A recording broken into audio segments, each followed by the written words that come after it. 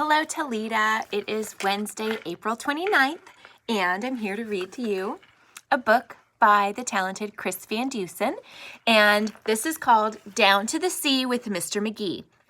One of the things that is so impressive by Mr. Chris Van Dusen are his artistic skills. And there's a note here that says that the cartoons are gouache. They're bright, comical, and alive with color and detail. I totally agree. Gouache, I believe, is a medium used for painting. So I thought maybe he had done these illustrations using a computer, but seeing that word gouache makes me wonder, oh my gosh, what if he painted this? So amazing, so talented. This book is dedicated to my sons, Ethan and Tucker. Down to the sea with Mr. Magee. I miss the sea. I miss seeing the ocean. Mr. Magee and his little dog Dee loved spending time in their boat on the sea. So early one morning at 6:32, they made a decision. That's just what they'd do. What a healthy breakfast. Right after breakfast, Magee packed a lunch, sandwiches, carrots, a thermos of punch, a big box of raisins, some sweet pickled beets, chocolate chip cookies, and crunchy dog treats. With plans for the day and enough lunch for 3, they hopped in the car and drove down to the sea.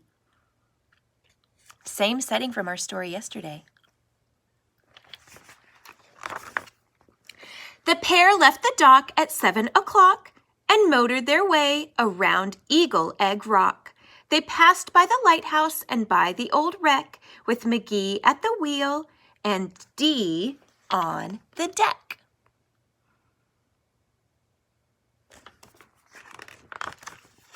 They suddenly spied off the bow to the east a big pod of whales. There were 50 at least, splashing about in the bright morning sun, feasting on shrimp and sardines by the ton. But one little whale who had eaten his fill, munching on minnows and plankton and krill, was bored with his breakfast, and since he was through, he swam off in search of something to do. I'm sensing a little foreshadowing here. What do you think this whale is going to do? Now, Dee and Magee in their boat on the bay didn't notice the whale that was heading their way. They were watching the other whales put on a show, and soon that young whale was directly below.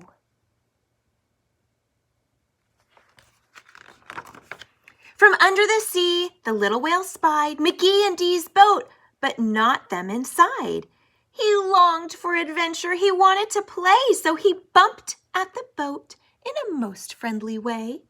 Then the whale placed his blowhole directly below, and ever so gently, he started to blow.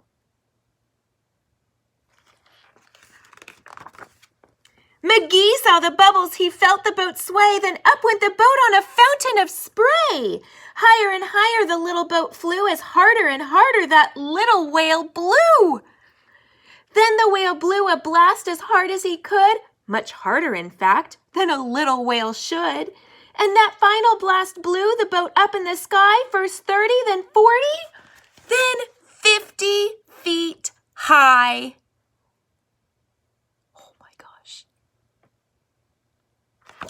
I would panic. The boat kept on rising, but it didn't stop there. Wind hit it hard, and it flew through the air. Dee and Magee sailed over the sea when all of a sudden, they got stuck in a tree. So there they were stranded, Magee and his pup, in the top of a spruce, 60-something feet up. So they were here.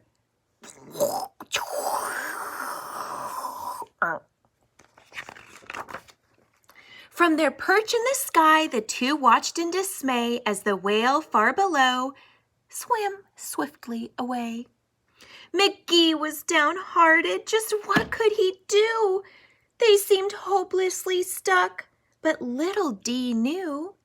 The secret to get the boat safely unpinned was to rock back and forth and wait for the wind. So they rocked and they rocked for an hour or so, but the boat didn't budge 'cause the wind didn't blow. Just when they thought they'd be stuck there all night, they spotted far off a spectacular sight. I wonder what it is they spotted. Away in the distance across the blue bay, the whales, all 50, were heading their way. They swam through the water in one long straight row and gathered around the small island below. Magee looked down at the circle of whales surrounding the island and raising their tails. He felt a bit nervous, a little bit tense, when all of a sudden it made perfect sense.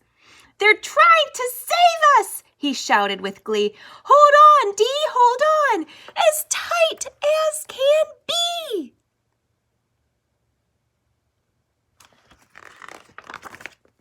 Their tails slapped down with a thunderous crash, which in turn created a super high splash that covered the island and raced up the tree and dislodged the boat and set them both free. Wow, I didn't expect that happening with their whale tails. Dee was so happy she let out a yelp. Magee tipped his hat to the whales for their help. "Thank you, my friends, for saving the day." Then they all waved goodbye, and the whales swam away. On the way home, little Dee had a thought. What about all of the food they had brought? In all the excitement, they ate not a bite.